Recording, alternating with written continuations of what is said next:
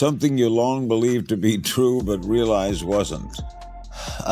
Well, as one of the main opponents of the Illuminati, I always wanted to know what information they had that we did. We finally have an update on the drowning death of Malcolm-Jamal Warner. Now, according to ABC7, they stated that Malcolm-Jamal Warner had drowned while he was on vacation in Costa Rica. Now, the article goes on to say that Warner had drowned off the coast of Costa Rica on Sunday. Life, it's fragile, and in the blink of an eye, you never know. You never know. So speaking of legacy, what do you hope that your legacy is going to be? There is part of me that I will be able to leave this earth, knowing and people knowing that I was a good person. Katt Williams been saying it for years. If you don't play Hollywood's game, especially as a black man, they'll ice you out. And looking back now, Malcolm-Jamal Warner's whole career proves just that. He wasn't chasing the limelight. He wasn't out here tap dancing for roles that made black men look goofy. He refused to put on a dress, refused to be a joke, and Hollywood made him pay the price for it. Not because he lacked talent. Nah, Malcolm had that in spades. But he didn't play their game, so they pushed him to the side. And now that he's gone, everybody wants to act like he was a legend. Suddenly, media outlets and celebs can't stop praising him, calling him underrated and iconic. But where was all that energy when he was alive and grinding on his own terms? Where was the respect when he was out here doing solid work without selling out? This ain't some wild conspiracy theory. It's a pattern. Katt Williams been warning folks how this industry does people who stand up and say no. So let's really dig into what Katt's been exposing, what Malcolm stood for, and why all this love only showed up after he was gone. Because I spent, so much of the early part of my life listening to being celebrated on one hand, but paying way too much attention to the naysayers. Malcolm-Jamal Warner, best known as Theo Huxtable from The Cosby Show, tragically passed on July 20th, 2025. He was on a family vacation in Lyman, Costa Rica, swimming with his 8-year-old daughter when a dangerous rip current swept through. That beach is known for strong currents. These are the first things we saw when we pulled up to the beach. Signs in Spanish and English warning people about potentially hazardous conditions. This sign even giving a roadmap for how to escape a rip current. And that day, there were no lifeguards on duty. The resources had been moved to other beaches after recent incidents, leaving that stretch unprotected. Surfers nearby saw what was happening. A dad and daughter caught in the current, fighting to stay above water. One surfer was able to reach the little girl and pull her to safety, while another went after Malcolm. But by the time first responders arrived, it was too late. They couldn't bring him back. Malcolm passed from asphyxia due to drowning. The surfer who tried to save him was rushed to the hospital in critical condition. Later, the autopsy confirmed what many had already feared. Malcolm's death was a tragic accident. And the reason it hit so deep is because Malcolm-Jamal Warner wasn't just some Hollywood name. He was one of the few who made it out clean. A child star who never folded, never crashed out, never sold his soul. He was a self-made multimillionaire, Emmy-nominated actor, Grammy-winning musician, director, poet, activist, and on top of that, he was a loyal husband, never divorced, and a proud father, raising his daughter with love and respect. Rican Beach, where officials say a dangerous rip current swept away Malcolm-Jamal Warner. The Cosby Show star drowning in secluded paradise on Sunday. What makes that beach so treacherous? It's similar to other beaches where there are strong rip currents that are deceiving.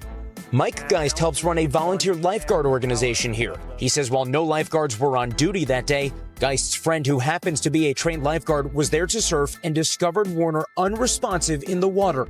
Costa Rica's Red Cross says they were able to rescue another man alive who was taken to a clinic in critical condition. Rica, Jesse, officials say Warner's autopsy is now complete. It was completed this morning, according to authorities, Tom, and they say that it confirmed that Warner's drowning death was, in fact, an accident. He wasn't just respected. He was loved by nearly everyone who worked with him. Malcolm showed the world how to be solid, successful, and still true to yourself. But then, boom, gone in a freak accident at 54 while enjoying a family vacation in literal paradise. That's what makes it all feel so unreal. The only sad thing about Malcolm's life is that it ended too soon.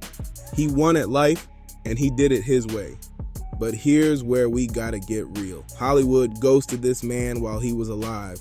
And now all the praise pouring in, Katt Williams been calling this out forever. This is exactly what he's been yelling about on stage, on podcasts, in interviews, how black entertainers get boxed in, and the only way out is to play the character. Be the joke, wear the dress, act the fool. But Malcolm said no. So even before conception, we were very clear we were having a girl. And I knew that I needed a girl first to kind of ease me into it, because I have a pretty good idea of what kind of father I would be. Mm-hmm. So I needed a girl to kind of, slow me down and warm, soften me up, if you will. So for me, raising my daughter, I came into fatherhood already with a certain maturity and certain understanding of male-female dynamics. And with a girl, all of that starts with the father. So I've always, since I literally pulled her out of my wife. After The Cosby Show, he could have chased sitcom fame or goofy movie roles, but he stayed low-key, intentional. No clown moves, no selling out, just dignity.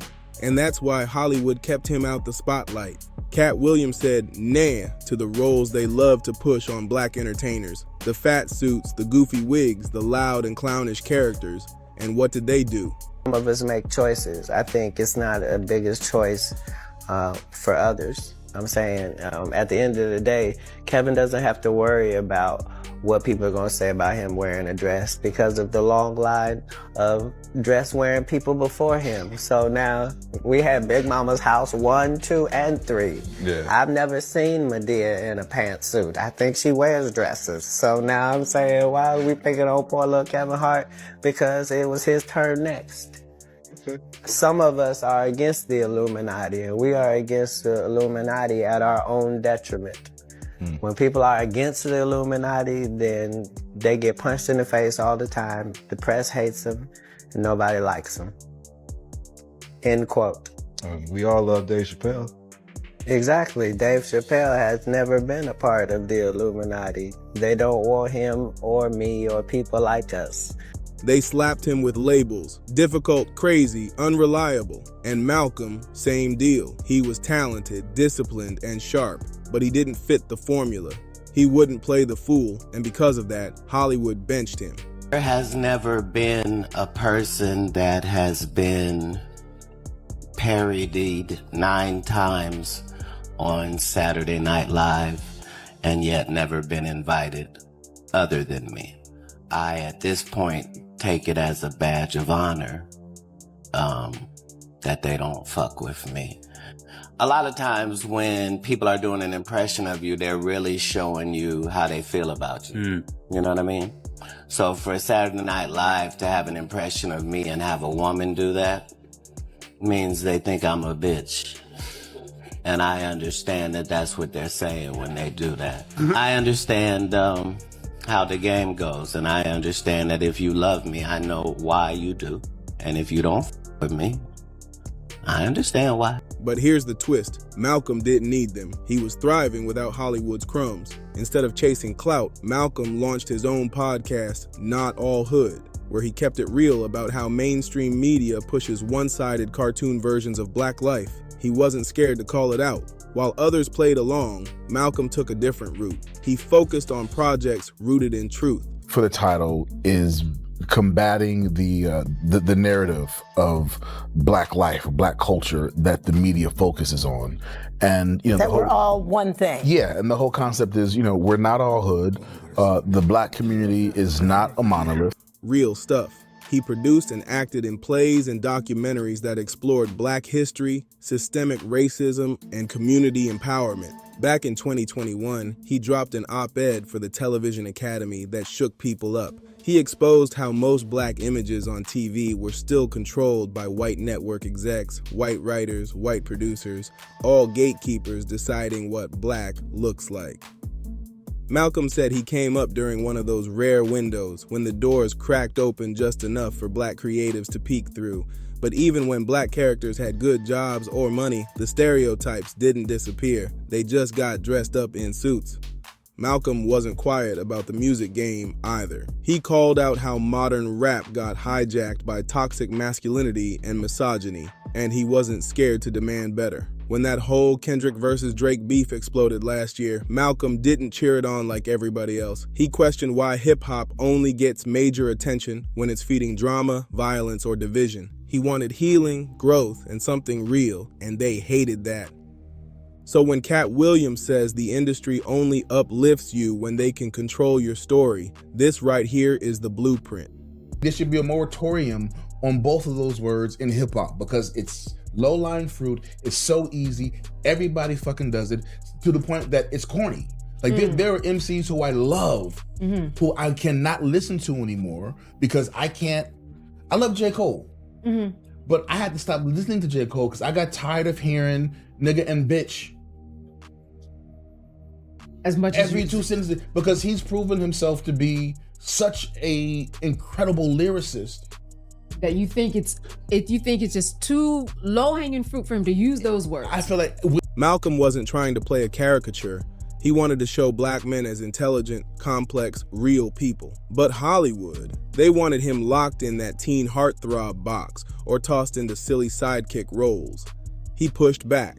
He turned down roles that could have made him more famous, but would have left him less respected. Meanwhile, other black actors from that same era were blowing up by doing the exact opposite, leaning into stereotypes, chasing bag after bag, no matter the cost. And for some, it paid off. But Malcolm, that wasn't his path. He stayed solid, and that came with a price. In fact, he hinted in interviews that even his own team told him he was too serious, too intellectual, and not marketable enough. Basically, too black, too smart, too real, so the calls stopped coming. And that's exactly the type of erasure Katt Williams has been shouting about for years. If you refuse to clown yourself, refuse to bow down to their humiliation rituals, they cut you off. But now that Malcolm's gone, suddenly Hollywood can't get enough of him. Tributes flooding social media, articles calling him a legend, celebs posting throwbacks and heartfelt memories. But where was that energy before? Where were the flowers when he was alive, working with integrity and staying true to himself? They ignored him at the award shows, skipped over him for big projects, and acted like he wasn't marketable enough for their stages. Now, suddenly, you got streaming platforms teasing unreleased projects with his name, networks hyping tribute specials, and celebrities scrambling to post stories like they always had his back. Drake beat, which, you know, they talk about how much they hate each other and give all these references to violence and that sort of stuff. Yeah. Do you think, even though we enjoy those songs and they're bops, do you think that has a detrimental impact upon the culture ultimately? Ultimately, yes. It's been normalized for, you know, us to call ourselves the N-word, right? And we like to talk about how we've taken the power of that word back. But I'm of the school of thought. If I'm trying to speak love and upliftment to my brother, why am I going to borrow a word from people who use the word because they hate me? But we get caught up in, oh, well, we're turning the N-word into a positive. But our music is not reflecting positivity, love, and upliftment of our culture. And we're at a point now where so much of our, especially our music, so much of our black music, when you strip away the music and just listen to the lyrics, so much of our black music is really anti-black. Oh, you think so? When you think about it, think of, you know, I mean, you almost cannot have hip hop without talking about drugs, using the N-word, and murking somebody. Right. You know, or calling a female, you know, a bitch or a hoe. Like that's become we've normalized that so much that I think we need a space where we can say, wait a minute, wait, that's not all who we are. It's all just a little too convenient, isn't it? What really stings is that Malcolm never needed to sell out. His work spoke for itself. But because he didn't play the Hollywood game, they acted like he didn't exist. Think about that. A man with an Emmy nod, a Grammy win, deep community roots, and real influence, sidelined because he refused to shuck and jive for a check. It's wild when you realize how much more respected Malcolm became after he passed. Not because his talents changed, but because now the industry can use his name without having to deal with his truth. That's what Katt Williams been warning us about. Once you're no longer around to speak for yourself, they flip the script and finally praise you, as long as it fits their version of your story. Malcolm lived with purpose. Every project he chose had weight behind it. Art with meaning, stories that elevated instead of degraded. He wasn't chasing likes or box office numbers. He was chasing impact. I care how people feel about the ritual. It's about does following the ritual work. Yeah. And so you can fool yourself into thinking there isn't one, but the evidence will be clear. So like when I be like, oh, these guys are wearing dresses. Everybody's like, oh, he keeps talking about people wearing dresses. No, it's not. That is a weird thing. It's not like that. Look at it from a different way. Look at it. Show me one person that ever wore a dress in Hollywood unsuccessfully. And yet, while he was here doing real work, they treated him like he was invisible. Now, all these platforms are calling him a hero. But where were the magazine covers, the award nominations, the shout-outs on late-night TV? Silent. And now that he's not here to say no, they're digging up old footage, teasing never-before-seen projects like they always had love for him. It's like they waited for him to be gone so they could finally co-sign his greatness on their terms. And this is why Katt Williams keeps putting the system on blast. He saw it coming. He lived it. Just like Malcolm, the industry doesn't want strong, clear-minded black voices. They want silence dressed in a smile. But Malcolm wasn't going out like that. And now they're trying to rewrite his legacy without the part where he said no. Katt Williams knew exactly what he was doing when he kept calling this stuff out, and they hated him for it. He didn't just complain, he exposed the whole blueprint. The way the industry loves to package black pain, black struggle, black comedy, but only if it fits their mold. Say something too real, you're labeled angry, refuse a degrading role, suddenly you're hard to work with. Sound familiar? That's exactly what happened to Malcolm. He didn't need to be loud about it. He just moved different. While other actors were playing the game, Malcolm was shifting the conversation. He made space for deeper stories, pushed for accurate representation, and used his platform to uplift. And that scared the system. What's even crazier? People close to Malcolm say he knew the risks. He understood that saying no in Hollywood could mean career suicide, especially if you're black and principled. But he still chose truth over clout every single time. That's rare and powerful. Katt's been screaming it from every stage he's touched. There's a price to pay when you step outside the box they've built for you. The second you break character, the second you say, I'm not doing this for laughs if it means tearing down my own people, they try to push you out. Both Katt and Malcolm were walking proof of what happens when you refuse to be controlled. Different styles, same mission, and now, years later, people are starting to connect the dots. This wasn't just about a few roles turned down or some awards missed. This was a bigger pattern. They didn't want Malcolm gone, they just wanted him quiet, but he never stayed silent, and neither did Katt. It's wild how fast it flipped. 1 minute they overlooked him, and the next, Malcolm-Jamal Warner became the safe black icon everyone's rushing to celebrate. But that's Hollywood's favorite trick. They don't uplift you when you're alive and standing on principle. They wait until you can't speak for yourself, then rebrand your legacy for likes, headlines, and corporate woke points. Katt Williams been exposing this for years. He said it straight. The system only salutes black talent when it fits their script, or when that talent can't push back anymore. And now, here we are. Malcolm's legacy being polished up and repackaged. But where was all this love when he was alive, choosing values over vanity? Was this sudden wave of praise real, or is it just Hollywood doing damage control after the fact? That's the question. Because let's be honest, Malcolm didn't get sidelined by accident. He was pushed aside because he wouldn't play the fool, because he stood for something deeper.